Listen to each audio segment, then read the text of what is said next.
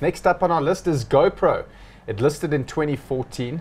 They produce mountable and wearable cameras. These devices are very durable, connect straight to the cloud, and have great image stabilization. It has a market cap of $1.24 billion, no PE, and pays no dividends. So this was an exciting listing. Yes. Everything seemed to be going well, and then all of a sudden, big competition coming in, smartphones getting better, and as we'll see with the share price, a bit of a collapse for GoPro. Yeah, I mean, it was actually a group of stocks that listed right about the same time. GoPro, Etsy, Fitbit's actually part of that group, Twitter, and these guys just never lived up to the hype. Most of these stocks are down in excess of 70% of their listing prices, and GoPro is no exception. The company no longer makes a profit. They're cutting headcount left, right, and center.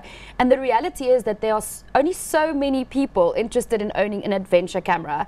So some of us, our lives just aren't interesting enough to. Yes, I mean, maybe once a year, I'm like, oh my word, I'm in this amazing place, and I feel like jumping into a river, whatever, and I want to document it. Yeah.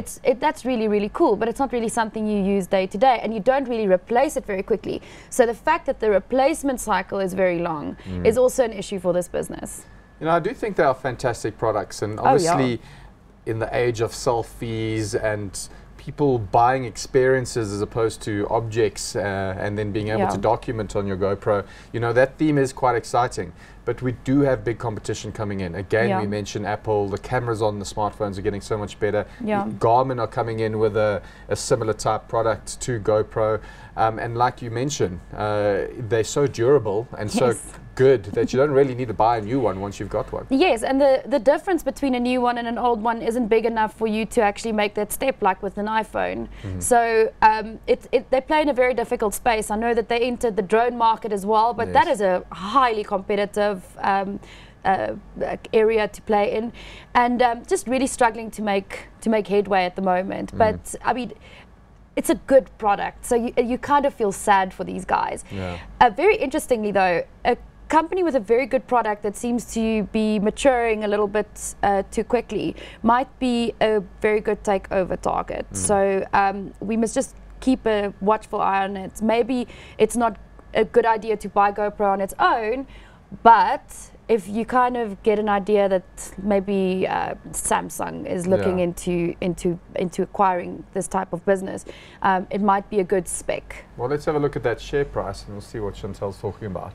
So, I mean, you could have bought it, well, if you're a takeover potential, a lot more expensive a while back in 2015. So you could be seeing an opportunity here. The entertainment side's quite interesting as well, because they got GoPro channels and a lot of sponsored sportsmen. They put on some really cool videos, you know, getting millions of hits on YouTube. So maybe we'll see a social media type site have a dab at GoPro in the future. So there could be a potential there. Hot or not?